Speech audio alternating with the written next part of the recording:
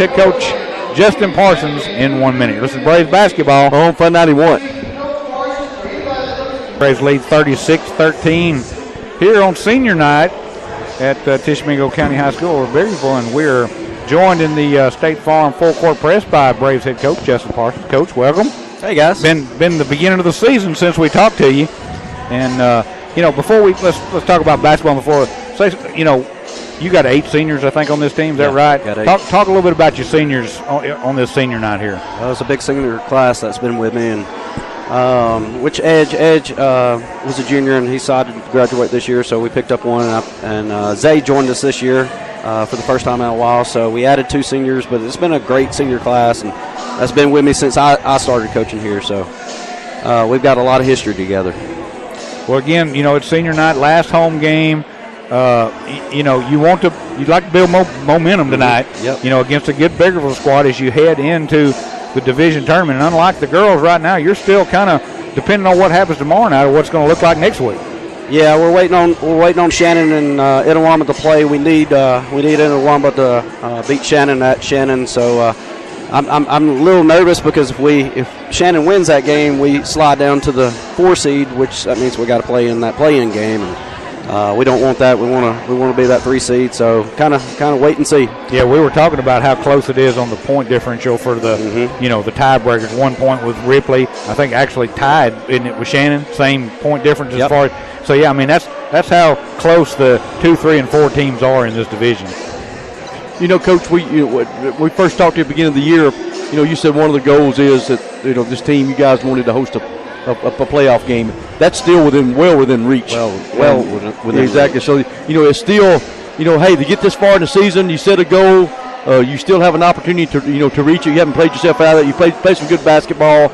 Your team really plays well together. When you look at your team, has there been any surprises as far as a player standpoint? Hey, I really didn't expect that player to really step up that much, or has everybody pretty much played to what you expected? Yeah, to what I've expected. I think Dusty Robinson's really came on more this year and has given us, which I knew the defense was there, but his shots came along and he's given us some points. He got hot from the 3 down there at Itawamba. We just couldn't stop Tim. Yeah. We just couldn't stop Tim from down there. But Dusty's really played well, and Chase started off with a high ankle sprain this year, and he's finally, I still don't even think he's 100%. But those things take a long time to get over. I know those very well. I had high ankle sprains. But he's not jumping like in June, right before he did that ankle brace. I mean, Chase was jumping a lot higher than what he was, and he's finally starting to get that back, but he's still not 100%. But to a certain extent, I mean, I think everybody's done and put in the work what I expected them to. Right.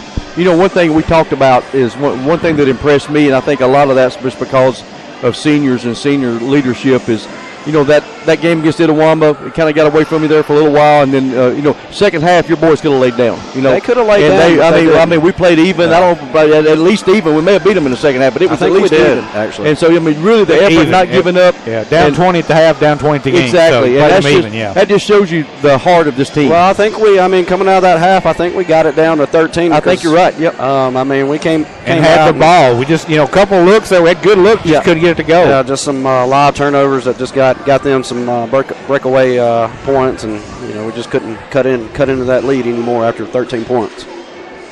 What about any of your? We've been seeing a lot of games when we have the JV boys teams. We get here in time, and we see a lot. We got some good talent coming up. We got some good talent that's coming up. They're already working hard in the weight room and working on their skills, and I'm really happy with our sophomores, and I'm excited about them coming up. We've got some talent. We've got some length. So we talk about that every time we watch this. So you got 5 out there that have length. It's probably going to be a little different style of basketball next year for us. We're going to have to adjust because we're not as fast.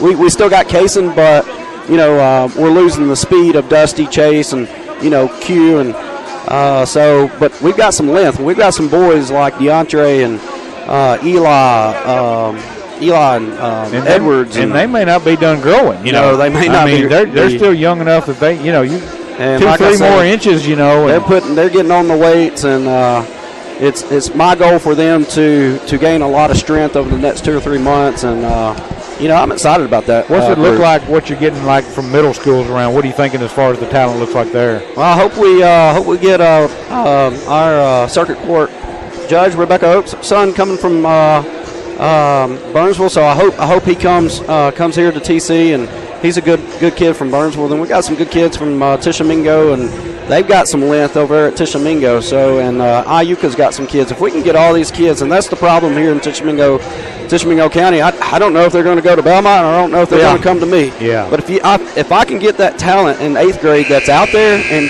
to come together, they could have a really special team out of that 8th grade group that's coming up. I don't know. Yeah. I don't know if I'm going to get all of them. And that's the kind of the crap part that we have around here. Hey, division tournament played at ICC. It's just a different look for your players. And every time we go there, it's kind of similar to Jackson. Typically, teams don't shoot as well there. Is there any special formula that you try to prepare your team other than just getting out there and trying to shoot? Because it's such a different look. That's a good question. We went over to the FedEx and played earlier this season, and I actually got out here because they don't have the same three-point line, and even at ICC they got multiple three-point lines, and the kids tend to shoot from that longer three-point line. I don't care. It doesn't matter what you say to them. They're going to shoot from the longer three-point line. So I will get out here kind of like what we did at the FedEx before the FedEx. Yeah. I got out here and put some tape, and we actually started practicing shooting the longer three. So I plan on doing that, and, hey, Q, walking over there, he hit 5 beyond the NBA threes at the FedEx in a row. He had that place going nuts. So I'm hoping that plays to our advantage.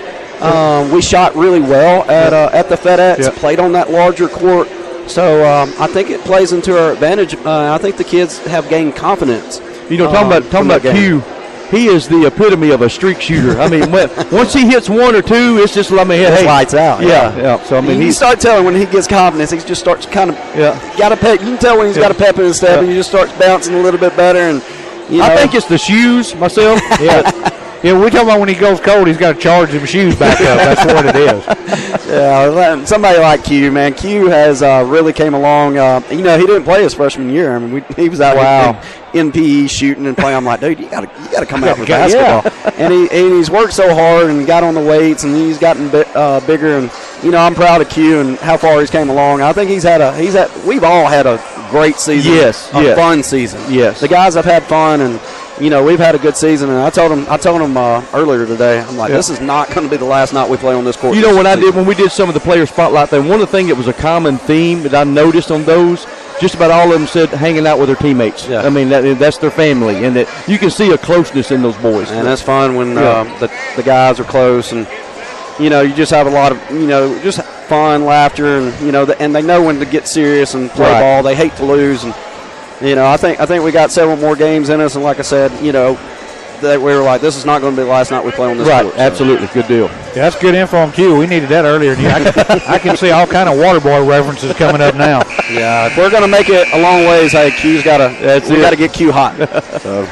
Well, all right, joined by Coach Justin Parsons, boys head coach, as he prepares for Biggersville tonight. Girls coming to an end here.